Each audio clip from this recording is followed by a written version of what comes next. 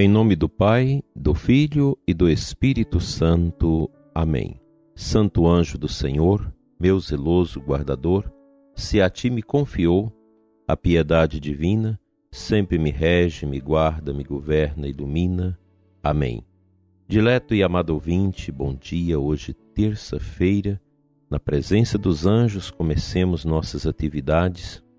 Deus abençoa você, sua família, todos os seus afazeres de hoje, dando continuidade às nossas meditações que vão ajudando nossa vida a se direcionar no caminho do bem. Meditamos hoje sobre a doçura em Conchita, a beata. A doçura é filha da paz. Bem-aventurados pacíficos, porque serão chamados filhos de Deus.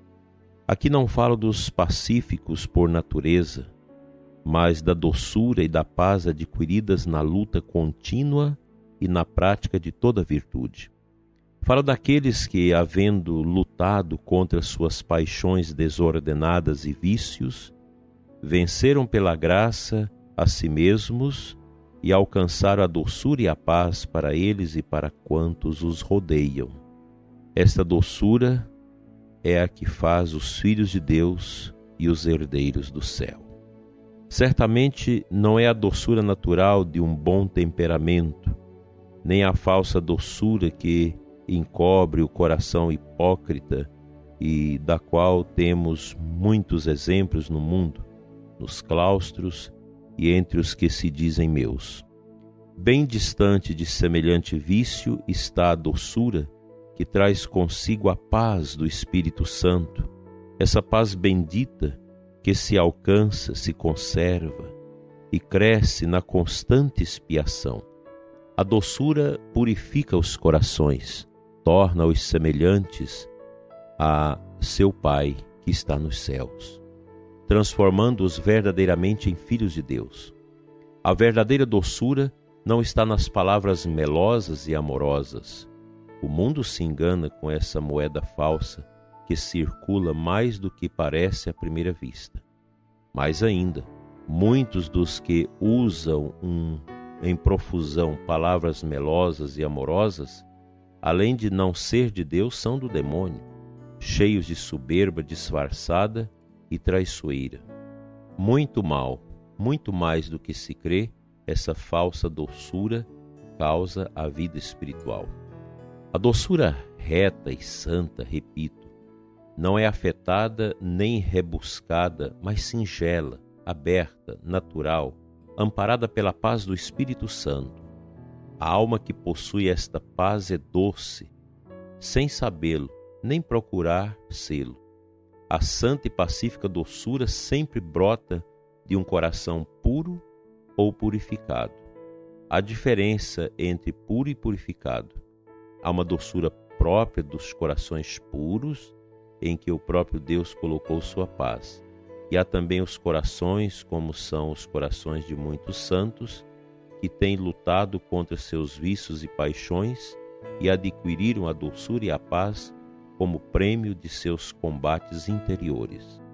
Esses dois tipos de doçura são meus, e não há de se confiar em outros tipos de doçura que não tenham essa marca de santidade. A doçura é companheira do repouso e da serenidade, e nunca deles se separa. Seu apoio é a retidão, sua vida e a expiação. Seu descanso a pureza da consciência. Seus inimigos capitais são a hipocrisia, a duplicidade e os juízos temerários. Quão maravilhoso é uma pessoa que traz esta doçura que vem de Deus. Veja que a beata Conchita sempre recorda que o fruto destas virtudes advém da ação do Espírito Santo na vida da pessoa. O Espírito é a graça incriada do Pai, que vem a nós pelo Pai e pelo Filho. É o Espírito de Deus que produz em nós o desejo das coisas santas. É claro que o mundo nunca vai compreender isso, e quem está com o coração mergulhado nas coisas do mundo jamais também vão compreender esses ensinamentos. Pelo contrário, vão combatê-los. Como nós temos nas nossas comunidades, pessoas amargas, pessoas entumecidas por tantas misérias que perseguem aqueles que têm fé, os que querem viver a virtude. Isso, mundo afora, é muito comum em nossos tempos. Uma certa oposição e perseguição à piedade, à unção e aos bons desejos de virtudes e santidade. Basta que alguma pessoa procure aprofundar nisso para que logo tenha alguém para criticar. Às vezes dentro de casa, a mãe, o pai, que são mundanos, que não têm doçura de alma, e criticam os filhos que querem viver a santidade. E também na comunidade, na paróquia, é o ministro da comunhão, é o diácono, o sacerdote, sei lá quem mais, que está ali à frente dos trabalhos na igreja, e não vê com bons olhos as graças que se externam no coração das pessoas que querem viver a vida pura. É impressionante que nós temos jovens nas nossas paróquias que estão muito mais empenhados na santidade, na renúncia aos vícios e na prática das virtudes do que seus pais, que estão ali na igreja há anos e anos. É bonito ver que no meio desse caos que está o mundo e nesta crise terrível por que passa a igreja, nós temos jovens, nós temos pessoas que querem viver seriamente a fé. E elas são bombardeadas, discriminadas, como se fossem uma espécie de leproso na comunidade, que a gente não pode nem chegar perto. Aquilo que é normal para todos torna-se uma anormalidade, torna-se algo desprezível dentro dos nossos círculos comunitários. A gente precisa ter cuidado para não cometer essas injustiças. E o sacerdote precisa ter o mínimo de perícia espiritual para ajudar as pessoas. Para ajudar aquelas pessoas que têm o exteriorismo apenas, mas não têm um coração puro, isso é verdade. Nós não podemos desconhecer isso. Pessoas que externam uma piedade que é falsa, uma doçura que é falsa, que é mentirosa, que é soberba. Ao sacerdote cabe, no poder da oração, com muita sensibilidade de alma, poder orientar as pessoas, mas nunca perseguir as pessoas, pois às vezes nós temos expressões sinceras e a gente confunde e começa a discriminar. Que Deus nos ajude a viver a doçura, pois ela nos congrega a tantas pessoas que estão no caminho da eternidade. Que a sua terça-feira seja na luz.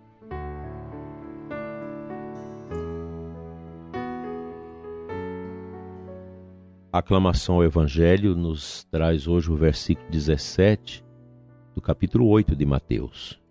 O Cristo tomou sobre si nossas dores, carregou em seu corpo as nossas fraquezas. Então, o caminho da nossa cura, do nosso aperfeiçoamento para viver as virtudes, dentre elas a doçura que a Beata coloca para nós hoje, está nesta consciência que o endereço desta cura é Cristo, que carregou nossas dores, que tomou sobre si nossas fraquezas.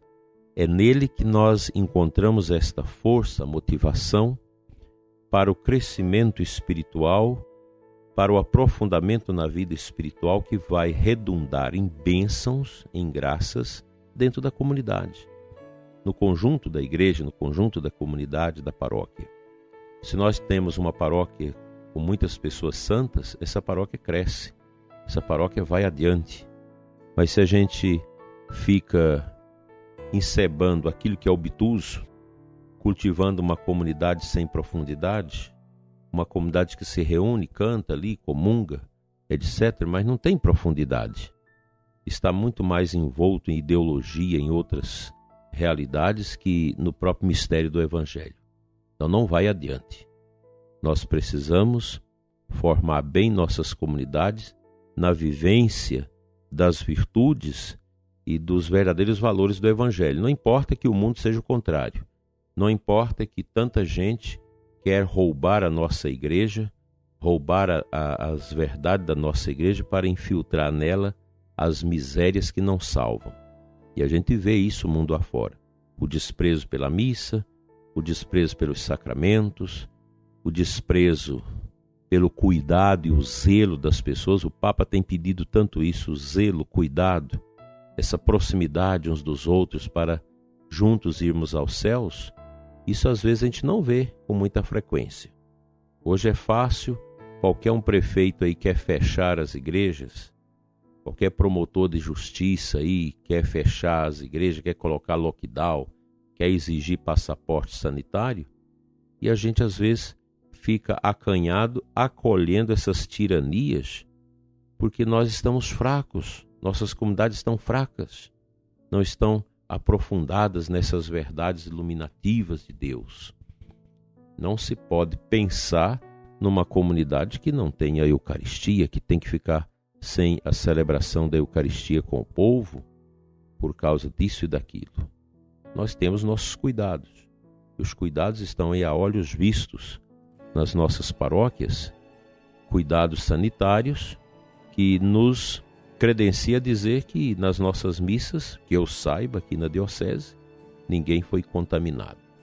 Então, por isso não tem justificativa fechar a igreja, vai ficar exigindo passaporte sanitário, colocando essas tiranias, essas quebras da liberdade das pessoas. Que Deus nos ajude a viver as virtudes.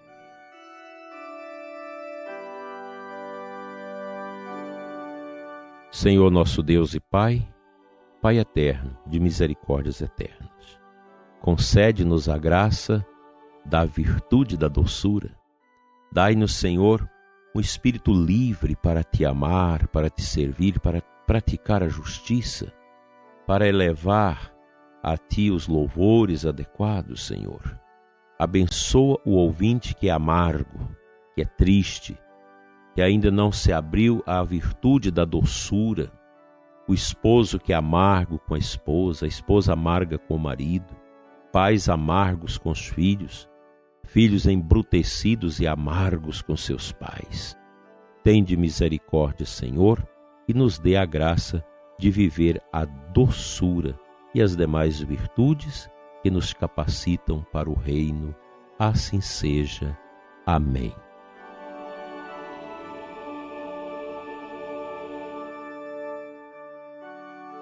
O bom Deus te abençoe e te guarde na presença dos anjos, em nome do Pai, do Filho e do Espírito Santo. Amém. Amado ouvinte, um bom dia para você e até amanhã, se Ele nos permitir.